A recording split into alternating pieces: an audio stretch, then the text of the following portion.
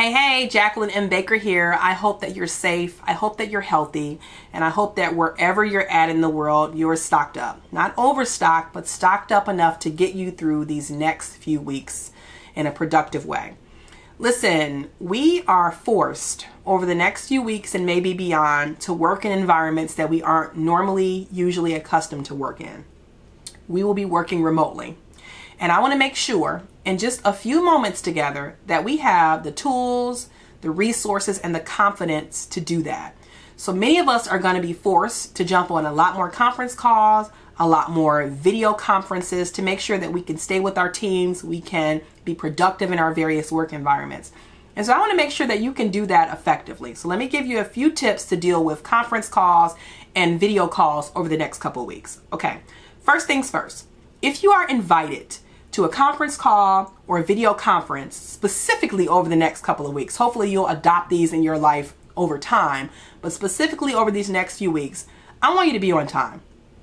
Honestly, one of the most frustrating things when you're trying to run a conference call or a video conference is when people are showing up late and you keep getting that ding, bloop, whatever the sound is that goes along with the platform that you're using, because it just disrupts the flow.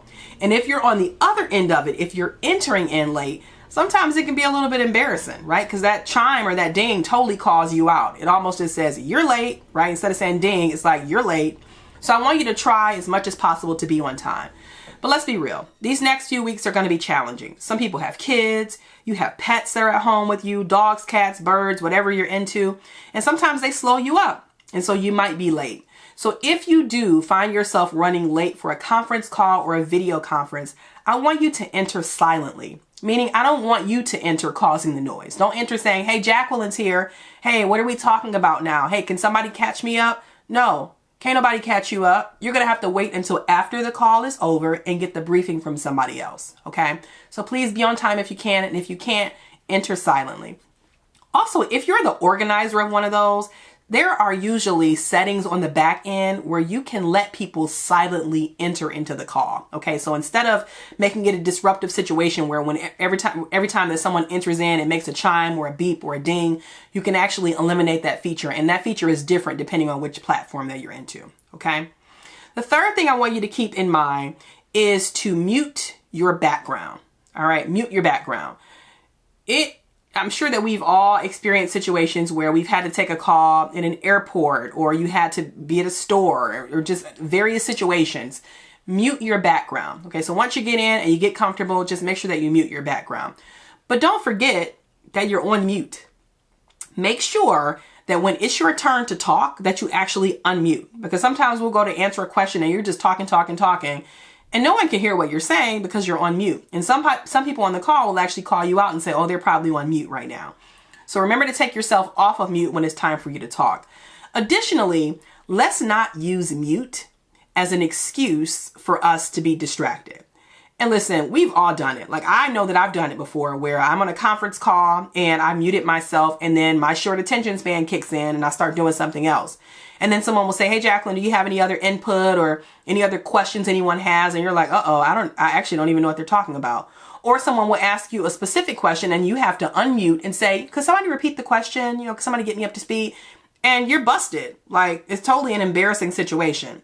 So this week in particular, please embrace this in the future, but in particular, over these next few frustrating weeks of just trying to get through this tough situation, let's pay attention. Let's not multitask too much. Okay. So please mute, remember to unmute, and more importantly, don't let mute use you, or don't let yourself fall into this trap of using mute as an excuse to not pay attention. Okay. Last and certainly not least, and maybe most importantly, let's add value to conversations and not just talk to talk. All right. If you feel in your soul the reasoning, or you feel the spirit of mustering up the words to piggyback off of what they just said, 90% of the time when you're prepared to make that statement, you are probably recommunicating something that someone else already said. So when we talk on these calls, particularly on these virtual calls, these video conferences, these audio conferences, I want you to add value when there's value to be added, not just talk to talk. Okay. All right. So to recap real quick, please join these calls and these audio situations and these video situations on time. If you enter, then enter in late. Mute your background. Remember to unmute your situation. Don't use mute as an excuse to totally unplug or to multitask too much. And last but not least, let's talk when we actually have something to say and not just talk to talk. Okay. All right. Wherever you're at in the world, please stay safe. Please stay healthy. Know that you'll hear from me several times, specifically over the next couple of weeks, to make sure that from a business etiquette standpoint, we're being productive. We're trying to keep our spirits up and our spirits high.